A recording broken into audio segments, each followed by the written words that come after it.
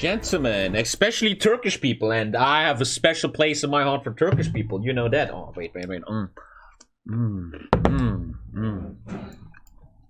How much? If it's not 500, I will ban you all. 200, okay. Oh my god, you fucking idiots. Okay, gentlemen. Oh god. That's a big one. TommyKay. Thank you, Jane. I mean, HOI4 is my main game. HOI4, I am HOI4. HOI4 is me and I'm HOI4. Take a little look, eh?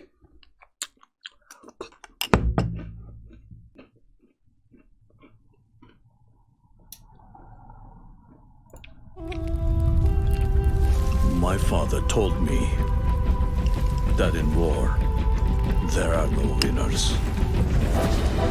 The people had fought a decade for their independence. Peace came at a high price, and there were few who sought to pay that price again. But the winds of war follow their own volition. What would my father say now, I wonder, when faced with a choice that will shape the very course of history? Is there such a thing as neutral?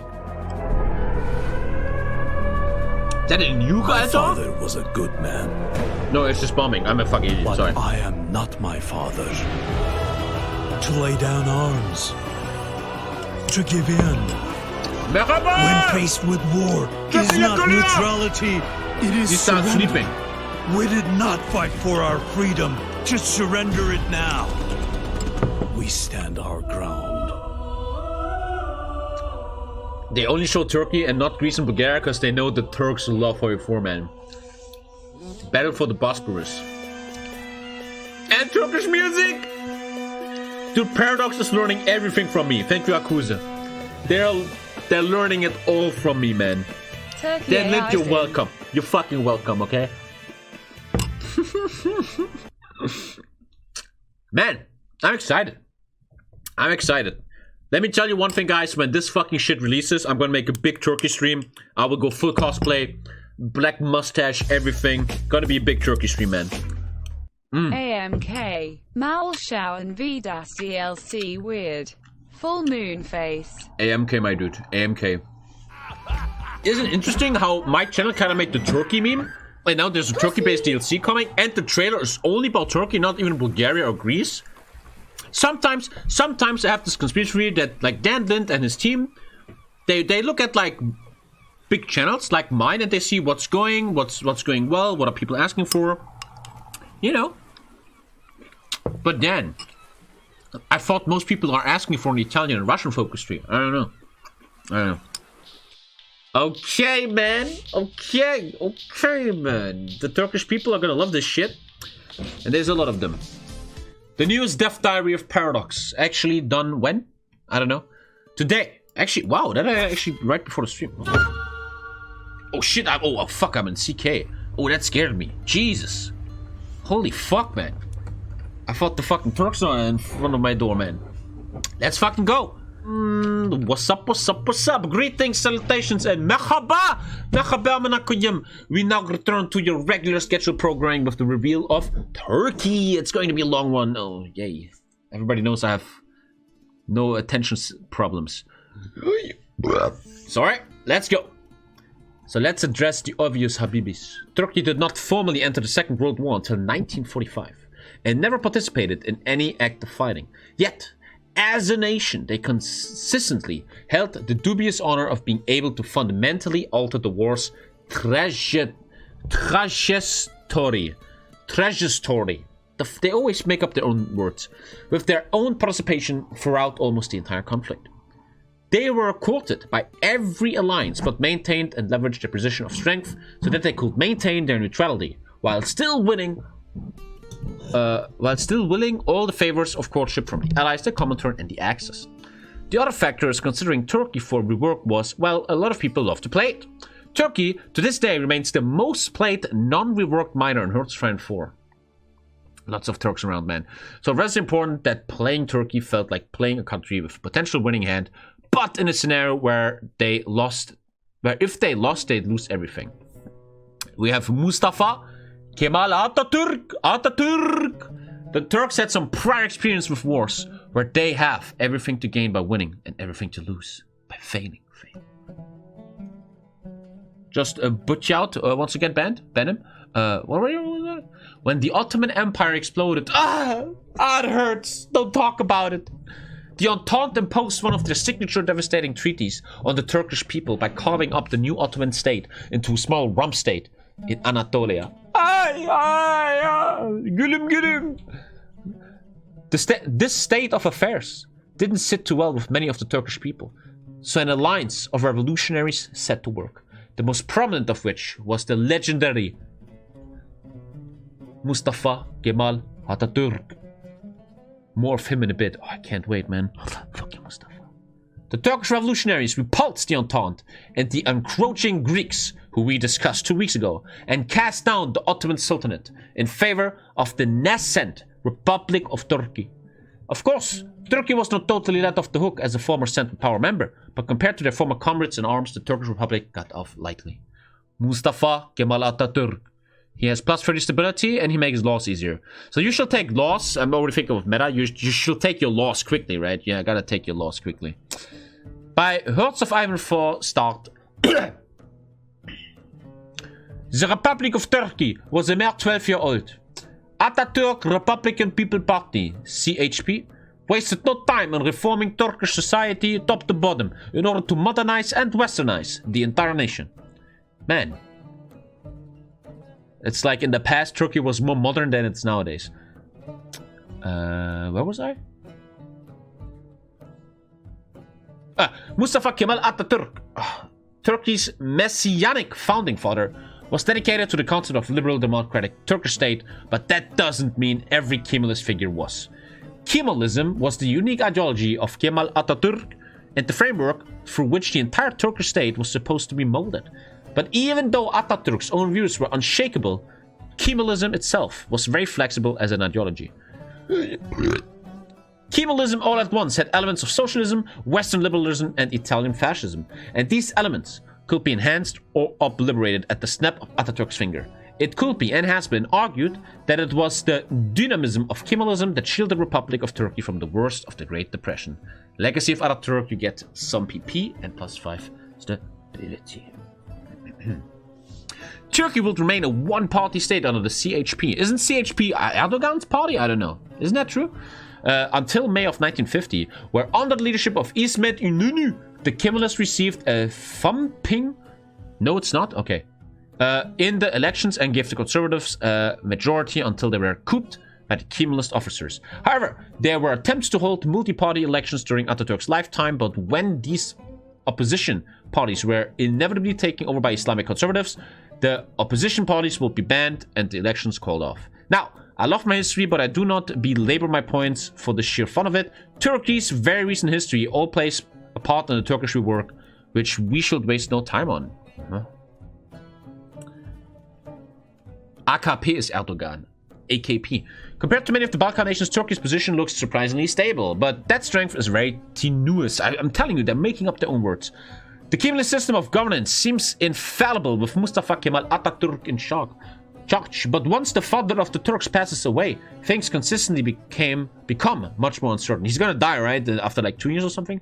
Let's have a look at what makes Turkey's position so fragile and why a Turkish government might have a good cause not to rush headlong into war. Debt Council. Turkey's in debt. The country is fucked financially. So is this Millennium Dawn War? Oh no, it's World War II. Okay. Something in the recently collapsed Ottoman Empire left behind for the Turkish people as a little present was its insurmountable debt. The Ottoman Public Debt Administration was restructured into the Debt Council, an organization chaired by the Entente victors. However, Turkey was not Greece. The Allies had very little interest in bullying Turkey to the point of alienation, and the whole situation is much easier for Turkey to deal with in general. The Debt Council, as one of the only controlling interests in the Turkish economy, occupies Turkey's stunning industrial concern as an unremovable national spirit. Interesting. Is it crippling? No, but you're probably going to want to reorganize the entire entity into a more distinctly Turkish entity, blah, blah, blah, blah, blah. You also have disorganized army. Your army is kind of fucked. -10 division speed. Ooh. Even though the leader of the Turkish armed forces was in excellent state, the army was absolutely ruined after exceptionally brutal and hard-fought war of independence. With a centrally managed economy, Turkey has had to be particularly picky with how it allocated, man, these fucking words, I'm like reading a study here, its resources during its intricate process of nation building. With Atatürk's mantra of peace at home, peace in the world, the armed forces and the army in particular has fallen a little behind the curve compared to the rest of the world. But don't count the Turkish armed forces out just yet, because as the 1920s proved, the Turkish forces can show their great qualities by importing German weapons. Kemalist officers. The best of Turkish armed forces can be found in its dedicated experience, blah blah blah. Okay, I get it. Secretarian bows. What? Speaking of adverse effects, let's look at Turkey's unique internal situation. The verdict, it's not good. Man, it's like he's talking about 2020, right? Kurdish rebels to the east, hardcore traditionalists in the hinterlands, and Kemalists in the west and north. Turkey is not fractured along ideological lines like Bulgaria and Greece. Rather, its divisions are all of an ethnic or religious element. What's more, these divisions are not drawn along party lines, but rather by geography. So, let's take a look at Turkey's own faction system. Oh, what the fuck? What the fuck? Do you have a faction system? Viji Kurdistan? But before we do that, let's take a quick detour and look at the reworked states. Oh, they have reworked states. Thank you, man. Istanbul is its own state now. Oh, they're reworking the states. Interesting. Istanbul is not the whole thing anymore. That's cool. Like for roleplay. Thank you, Onos. So they remade it. It should be noted this relationship, blah, blah, blah, blah, blah. So here we go. I don't think it's much of a stretch to say that the quest for Kurdish statehood inside of Turkey is a somewhat controversial issue. The thing is, it's always been pretty controversial. There were a number of Kurdish rebellions between the Republic of Turkey's foundation and the beginning of HOI4 4, and there was another rebellion that took place during HOI4 4 timeframe. Instead of hard scripting that event, I wanted to make it more dynamic, and the new resistance mechanic introduced in Larry's Tonks seemed as an excellent medium to interact with this regard. So we'll have to figure out the Kurdish rebellion. Kurdish state modifiers ensure that governing Kurdish areas feels like a constant tug of war between the national government and the people in the state. The modifiers can scale up, getting worse in their intensity, or they can be brought down to the point where they cease to be a problem. Many of the ahistoric paths encourage the whittling down of resistance and the building up of compliance for the purpose of getting a core on the state. But I hope for reasons that don't need to be stated, it's understandable why the historical path focuses more on the playstation of these. Okay, cool. Next, we have some hardcore Islam stuff, which debuffs you. Remember how I mentioned the give and take relationship? Here's some more of that take. Yes, Turkey is treated to an abundance of redrawn and recategorized states, but many of them also have an issue with the government. One of the most diverse elements of Kemalism was its staunch and unfaltering commitment to secularism, which was really good for Turkey. Oh, I said it! Yes, secularism is good. And separating religion from the state. Funnily enough, not all of the Turkish people were so hot on the ideas of Islam being split from their government and being stowed into their private affairs. Traditionalists modify. So you have Islam, which is like mad at you, and you have Kemalist loyalist. Okay. Well, let's read that in a second. Oh, wait. Yeah, they're really good. Kemalist modifiers are good, blah, blah, blah. Not every state starts aligned on game start, and the player might find themselves in a race against time to apply as many of their own state modifiers, blah, blah, blah, blah, blah. Okay. The enemy within. Can I make this bigger? Can you see this on stream? Yeah. The enemy within. Our country is divided upon political blah, blah, blah. So you're like fighting the Kurds and the Islam, and you can make them win. It's like Spain. You choose who wins in the end. Fundamentalist state management. Kurdish state management. Okay. Recall Atatürk to active service. You can have Atatürk as a field marshal. Interesting. Okay, but enough about these peripheral features. Let's get into the meat of the rework, the focus tree. Okay. Viji. What the fuck did I just do? Huh? What the fuck did I just click? Here we go. Turkish focus tree. Control plus? Yeah, I can't zoom in more. Weird. Anyway, I can't read this. Maybe it comes more after a while. Oh, what the fuck did I just do? Fucking boomer. There you go. Turkey was in a very unique situation in 1946, and it really I really wanted the player to feel like they were playing a pivotal part in Turkey's national building process. All the paths are there. 2 non-aligned paths, 2 fascist paths, 2 democratic paths, and a communist path. Dude. The Montreux Convention.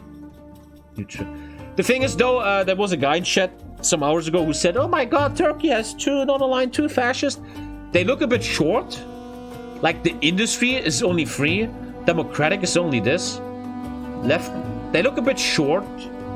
Like, hey, you have 2 paths, but in the end, it's just 5. How are you? It's not that crazy. But okay, so this is all the political stuff. I get it. Okay. Turkish state remains demilitarized, blah, blah, blah.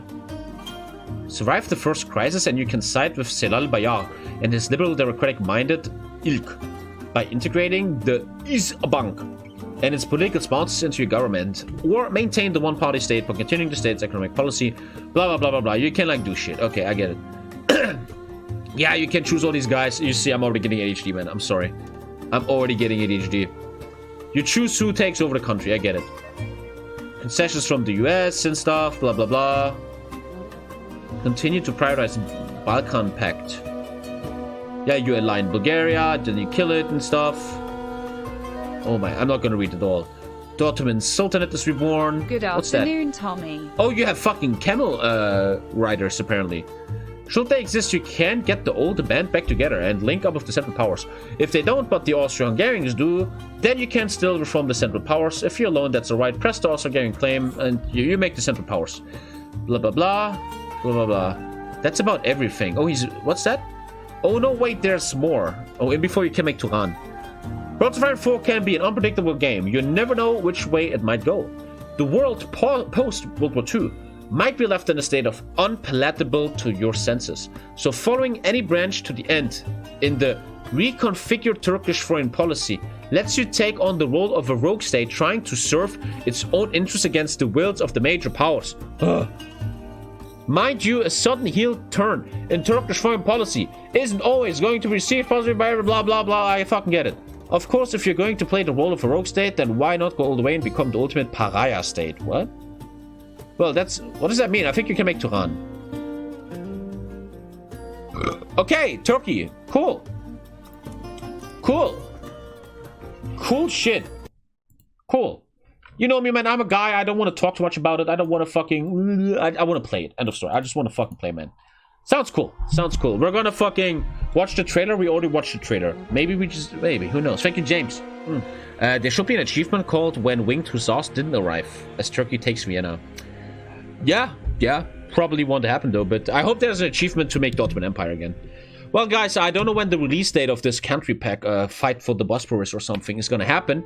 But let me tell you, when it releases, we're going to have a stream on this channel. I will probably cosplay a Turkish kebab seller, and we're going to play October 15th. There you go. October 15th. Put that in your calendars. October 15th. TommyKay is going to play some HOI4 again. And I'm going to get some kebab. Oh my god, I'm going to get some kebab. That's not even a joke.